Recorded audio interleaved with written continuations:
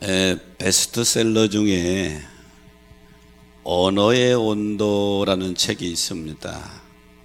이기주 작가가 쓴 책인데요. 우리가 사용하는 언어에는 온도가 있다는 것입니다. 그래서 용광로처럼 뜨거운 언어는 자기의 기분 풀이는 될지 몰라도 듣는 사람을 정서적으로 화상을 입힐 수 있다고 그러고요. 얼음장같이 차가운 언어는 상대방의 마음을 꽁꽁 얼어붙게 만든다고 그럽니다.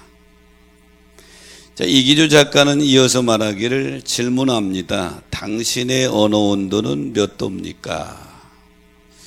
여러분의 언어 온도는 몇 도나 되나 한번 속으로 생각해 보세요. 무심결에 내맡은 말 한마디 때문에 소중한 사람이 당신 곁을 떠난다면 말 온도가 너무 뜨거웠던 게 아닐까요? 이런 질문을 던지고 있죠. 이기주 작가의 이런 주장은 SNS를 통해서 빠르게 퍼져나가면서 사실은 유명한 작가도 아니거든요. 경제신문에 오래 근무했던 분인데 아주 많은 사람들의 공감을 얻으면서 오랫동안 베스트셀러 자리를 유지한 책이 언어의 온도. 한번 여러분 읽어보는 것도 좋을 것 같아요. 언어의 온도라는 책인데 이렇게 언어에도 온도가 있는데 사랑에도 온도가 있고 오늘 솔로몬이 주장하고 명령하는 감사에도 온도가 있다. 성경에 보면 하나님이 어느 분의 감사는 기뻐 받으시고 축복하면서 어느 분의 감사에 대해서는 책망하는 그런 모습을 보게 되죠. 현대인들은 마음이 너무 차가워서 하나님께 올바른 감사를 하지 못하고 있는 것은 아닌지, 오늘이 11월 마지막 주일 11월 달을 보통 감사의 달이라고 그럽니다. 감사의 달 마지막 주일을 보내면서 감사의 온도를 한번 점검해보고 감사의 온도를 더 끌어올리는 저와 여러분이 되시기를 주의 이름으로 축복합니다.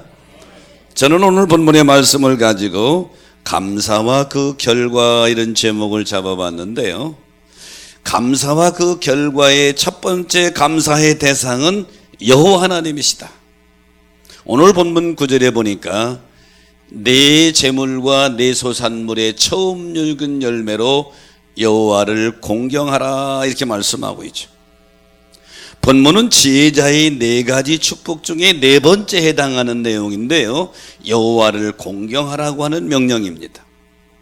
여기 공경하라고 하는 말이 카바드라고 하는 단어의 기본 의미는 무겁다는 뜻입니다. 상대방의 가치를 비중 있게 평가하여 선포한다고 하는 그런 의미인데요. 이 단어가 하나님께 사용되었을 때에는 영광을 돌리다, 경외하다, 경배하다, 감사하다 이런 의미로 사용되어집니다. 자, 솔로몬은 입만 열면 감사 그러고 있는데요. 이것이 솔로몬의 신앙의 작품이 아니에요. 솔로몬 아버지 다윗 왕의 감사 신앙을 그 아들이 그대로 본받은 것입니다. 여러분의 아름다운 신앙이 여러분의 후손들에게 이어져 가게 되기를 축복합니다. 다윗은 사무엘하 22장 50절에 여호와여 내가 모든 민족 중에 주께 감사하며 주의 이름을 찬양하리이다. 시편에 보면 다윗의 감사 찬양시가 많이 나와 있습니다. 다윗의 신앙은 한마디로 말하면 감사 신앙이다 이렇게 정의할 수 있어요. 역대상 23장 30절에 보면 레위인의 직무를 명령하면서 레위인은 아침과 저녁마다 서서 여호와께 감사하고 찬송하라 이렇게 명령하고 있죠.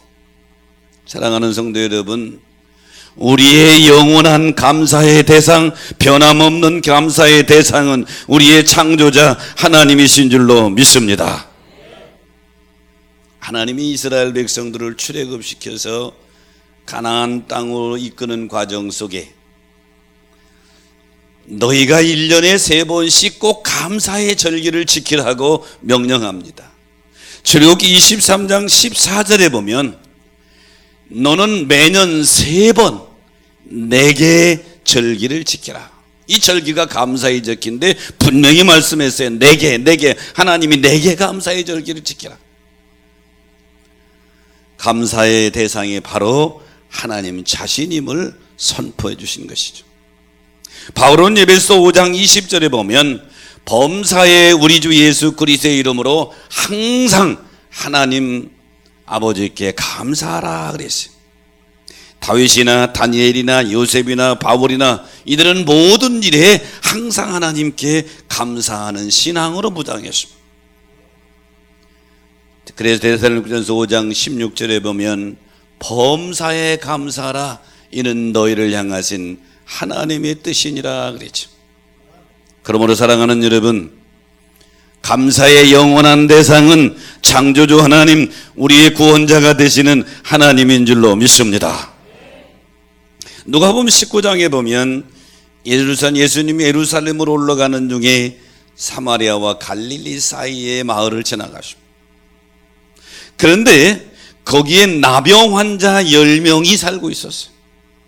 예수님 당시에 나병에 걸리면 저주받은 병이라 그래서 마을에서 성에서 쫓겨납니다. 그리고 자기들끼리 모여서 정말로 외로운 삶을 살아가요. 가족들도 만날 수 없습니다. 사람들이 모인 곳에 갈 수가 없어요. 돌에 맞아요.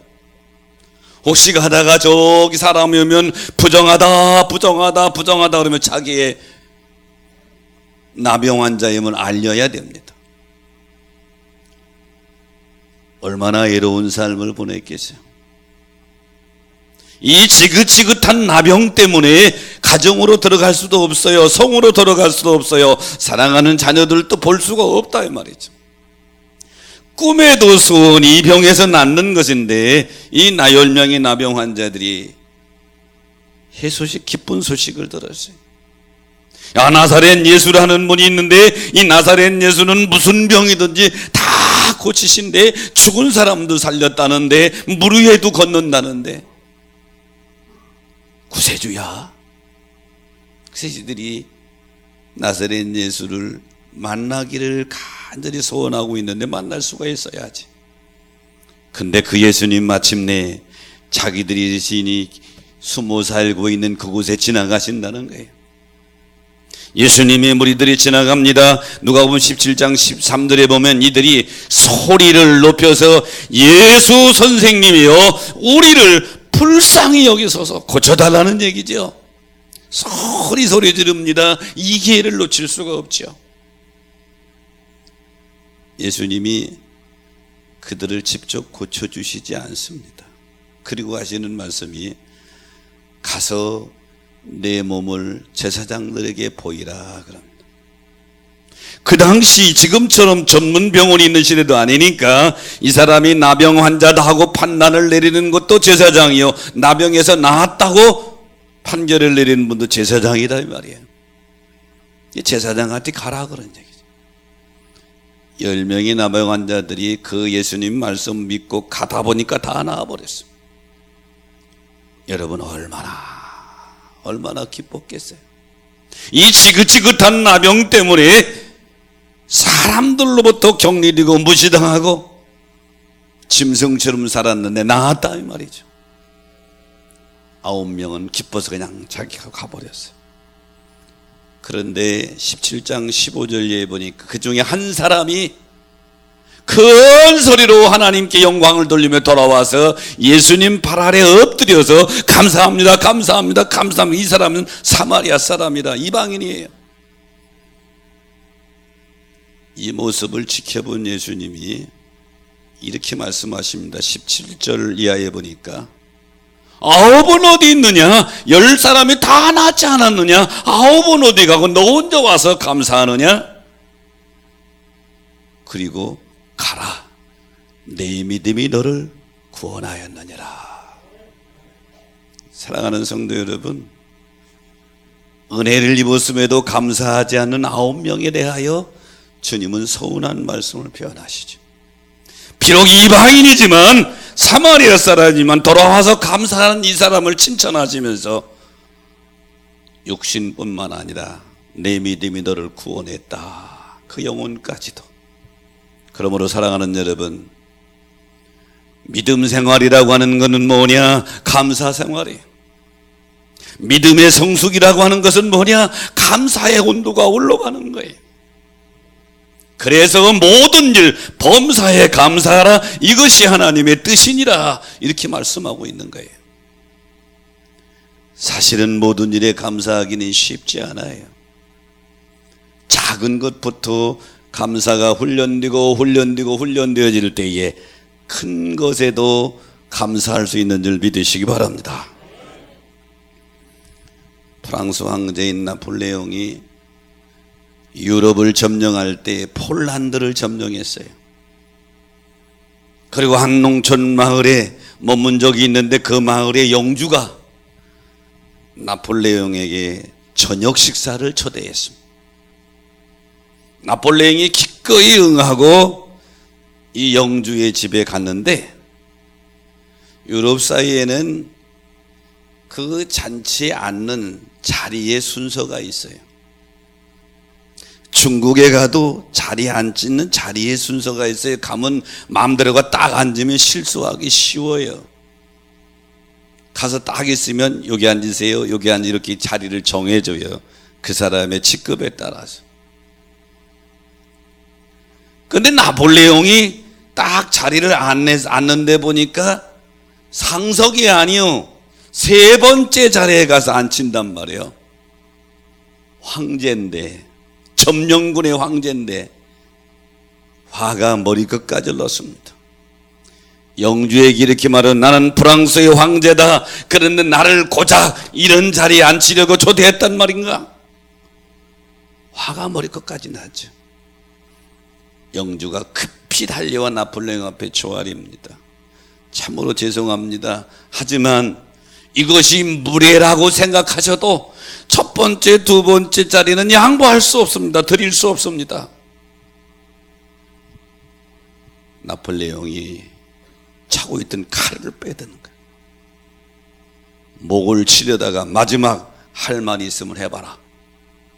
그랬더니 영주가, 이 자리는 저의 부모님을 모실 자리입니다. 황제께서는 나라의 가장 높은 분이시듯이 저희 집에는 저를 낳아주시고 길러주신 부모님이 가장 높으신 분이십니다. 나폴레옹이 뺐던 칼을 다시 꼽으면서 그 효심을 크게 칭찬하고, 어서 부모님을 모셔와라. 그리고 상석에 앉히고 같이 식사하면서 그 부모와 영주에게 큰 상을 드렸다고 하는 일화인데요, 대부분 무엇이든지 시간이 지나면 무뎌지기 마련입니다. 그렇게 뜨겁게 사랑했던 부부도요, 시간이 지나면 사랑이 무뎌지잖아. 그런데 반드시 무뎌지지 말아야 될 것이 있는데, 우리 성도들은 바로 감사인 줄 믿으시기 바랍니다. 이 영주는 시간이 지나도 부모의 은혜에 대한 감사가 무뎌지지 않아서 비록 황제라고 하더라도 그 자리를 양보하지 않은 것이죠. 사랑하는 성도 여러분, 감사의 달 마지막을 보내면서 여러분의 감사가 무뎌지지 않게 되기를 축원합니다. 더욱 감사의 온도가 더 올라가게 되시기를 축원합니다. 하나님을 기쁘시게 하는 감사가 되시기를 주의 이름으로 축복합니다. 감사와 그 결과의 두 번째는, 감사의 방법은 뭐냐? 내 재물과 소산의 처음 익은 열매로 감사하라, 이렇게 말씀합니다. 오늘 본문 9절에 다시 보면 내 재물과 내 소산물의 처음 익은 열매로 여호와를 공경하라 그러죠. 솔로몬은 지혜의 왕입니다. 사람들이 사람들의 마음이 재물에 기속되기 쉬운 본성을 가지고 있는 것을 너무 잘 알아요.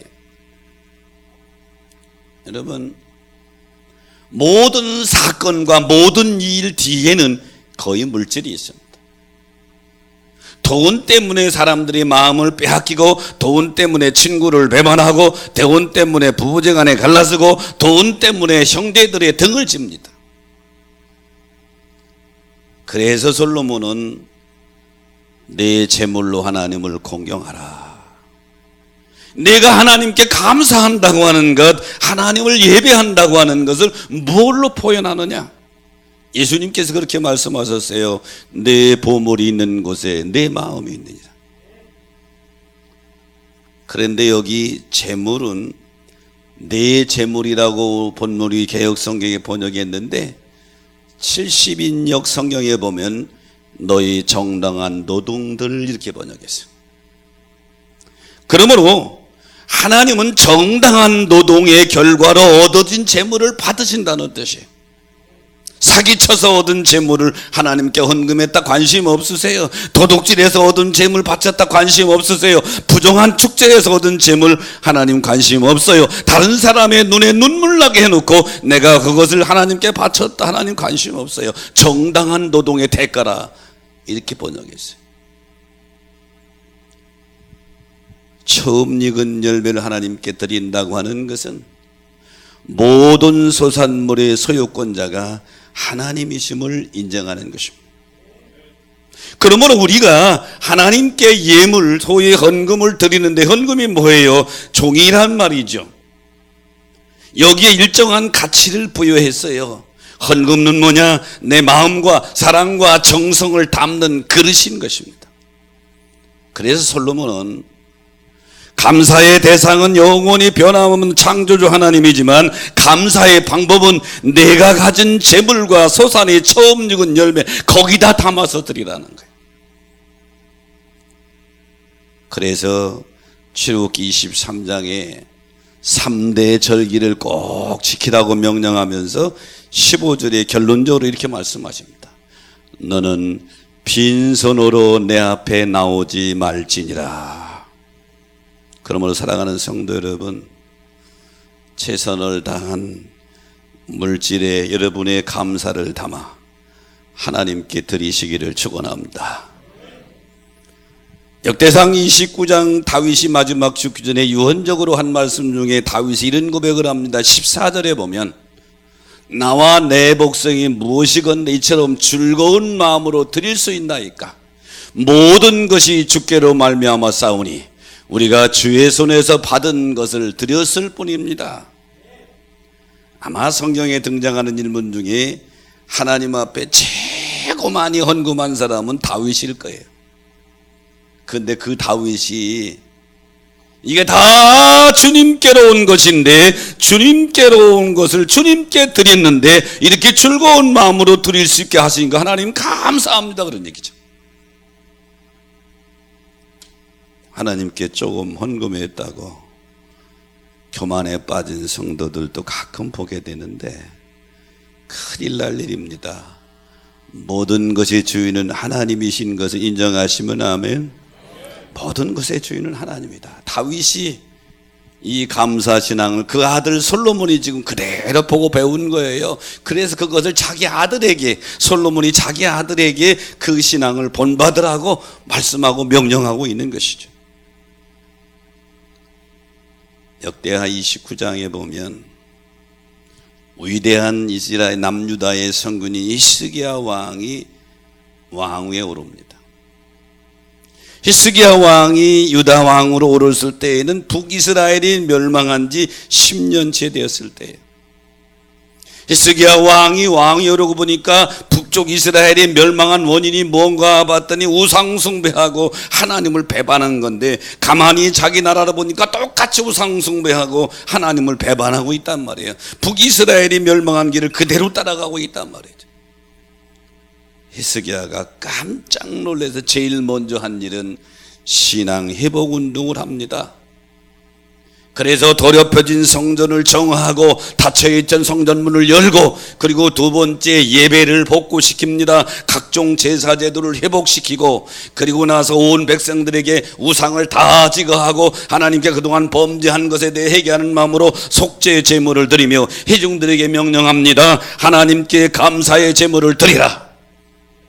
그래서 역대하 29장 31절에 보면 히스기야가 백성들에 만에요, 제물과 감사의 제물로 가져오라, 제물과 감사의 제물을 가져오라고 하는데 백성들이 번제물까지 가져오지. 32절로 33절에 보니까 백성들이 하나님 앞에 감사의 제물, 번제물을 가져온 보니까 숫자가 엄청나요. 소가 70마리요, 수양이 100마리요, 어린 양이 200마리요, 소가 600마리요, 양이 3000마리라. 엄청난 제물을 하나님께 드리며 속죄 제사 드리고 감사의 제사를 드리죠. 하나님이 이 히스기야의 감사의 제물을 받으시고 하늘 문을 여시고 히스기야와 유대 백성에게 축복해 주신 줄로 믿습니다. 김종원 목사가 쓴 책 중에 겁나지만 겁내지 않는다, 이런 책이 있어요. 여기 보면 신앙의 우선순위와 원칙이 명확해야 된다. 그래서 이 김종원 목사님은 세 가지 영역에서 분명하게 네 믿음을 설정해라. 이 세 가지 영역을 영어로 앞자 T자를 따서 3T라 그랬어요. 첫 번째 T는 타임입니다. 즉 하나님 앞에 일주일의 첫 시간인 주일을 반드시 구별해서 드려라. 주일 성수를 말하는 것이죠. 이게 감사의 표현이다. 두 번째 T는 타이스입니다. 11조지요. 물질의 주인이 하나님인 것을 인정하고 물질 사용의 우선순위를 하나님께 드려라. 세 번째 T는 탤런트입니다. 재능입니다. 네가 가진 재물, 네가 잘나서 그런 것이 아니라 하나님께서 너에게 재능을 주셨으니 이 재능을 하나님의 영광을 위해서 사용하라. 그래서 김종원 목사는 이 책에서 내가 3T를 분명히 세우면 하나님께서 모든 것을 책임져 주실 것이다. 사랑하는 여러분, 신앙의 우선순위를 분명히 세우고 3T를 하나님께 드릴 수 있는 믿음이 되시기를 주의 이름으로 축원합니다.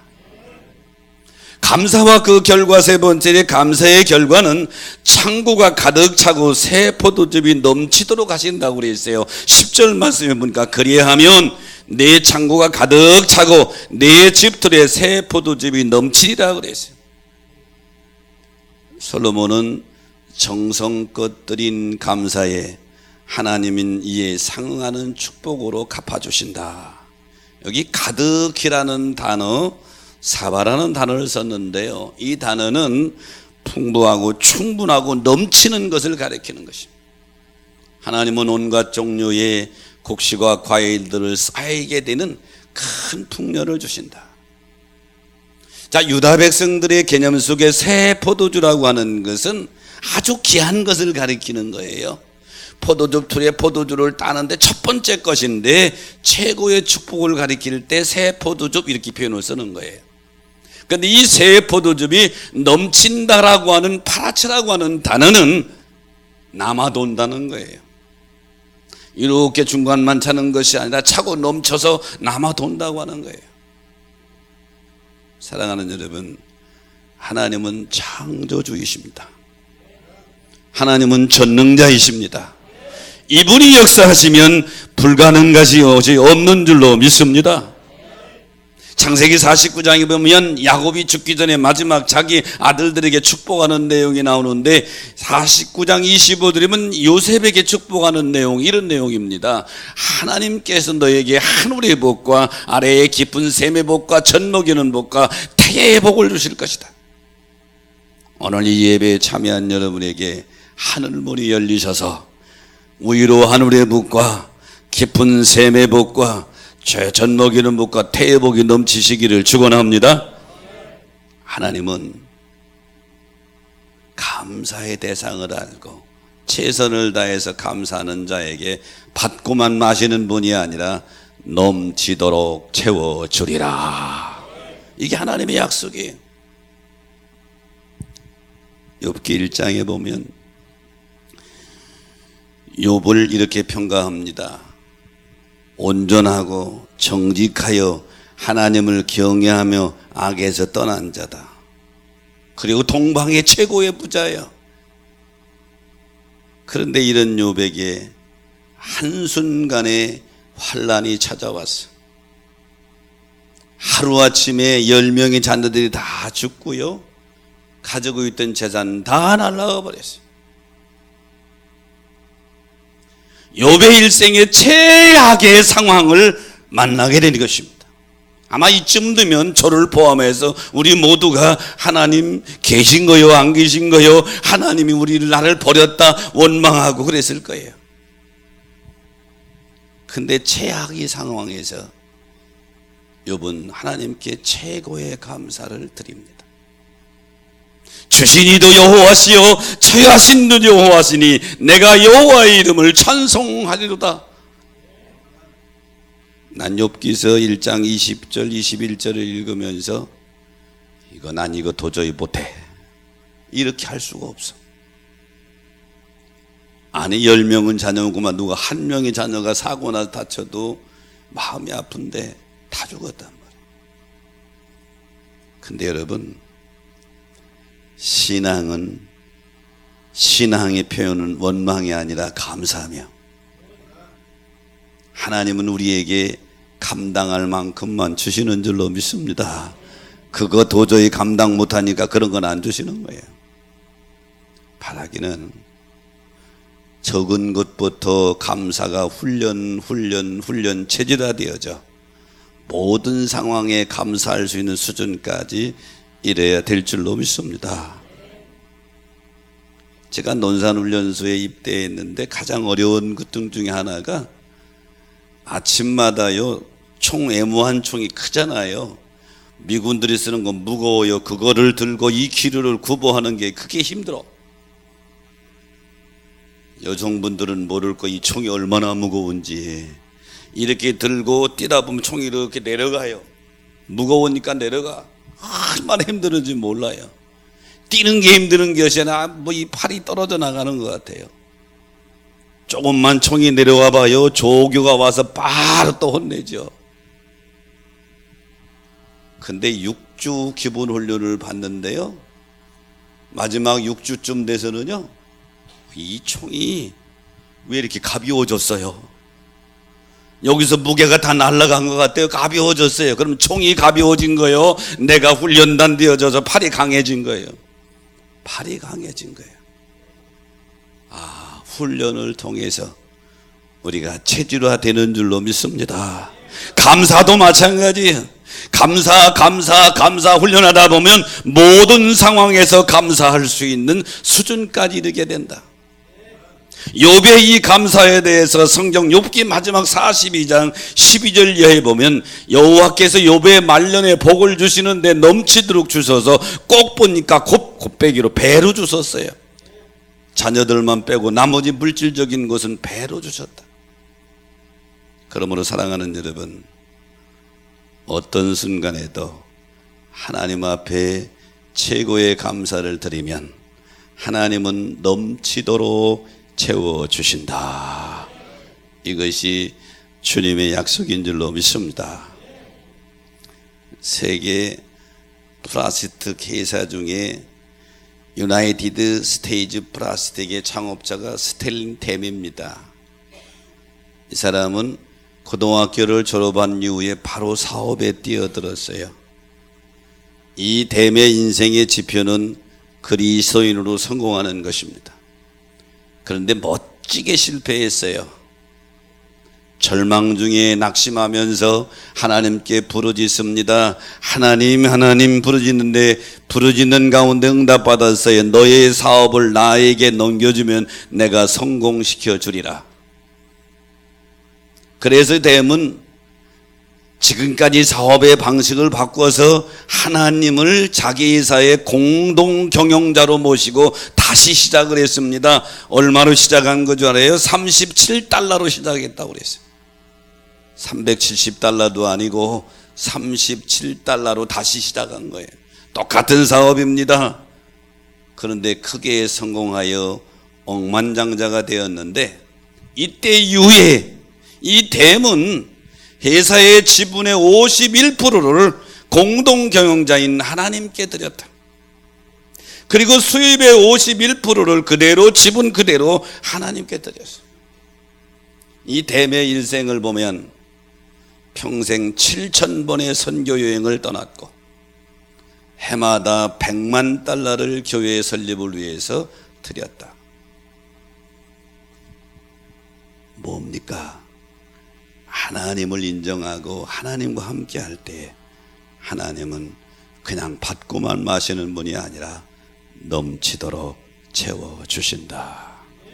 오늘 본문에도 솔로몬은 우리에게 그것을 명령해 주고 있는 것입니다. 혹 실패하셨습니까? 혹 힘드십니까? 이 댐에게서 우리는 지혜를 얻어야 될 줄로 믿습니다. 여호와를 인정하라, 여호와께 맡기라. 그러면 그가 너희를 인도해 주시리라. 잠언 3장 초반부에 그렇게 멸송하고 있죠. 감사의 달 마지막 주일에 사랑하는 여러분, 감사 처음부터 온전한 감사가 훈련되지는 않아요. 적은 것부터 감사를 훈련해서 내게 체질화되면 그 감사의 결과는 하나님이 넘치는 복으로 채워주실 줄로 믿습니다. 말씀을 정리합니다. 감사의 영원한 대상은 여호와 하나님인 줄로 믿습니다. 감사의 방법은 최선을 다해서 내가 가진 물질에 감사를 담아 드리는 것입니다. 그 결과는 하나님이 넘치도록 채워주시겠다. 이 말씀이 여러분과 여러분의 가정과 후대에 이루어지시기를 주의 이름으로 축원합니다. 말씀 생각하시면서 우리 찬양하면서 결단합니다.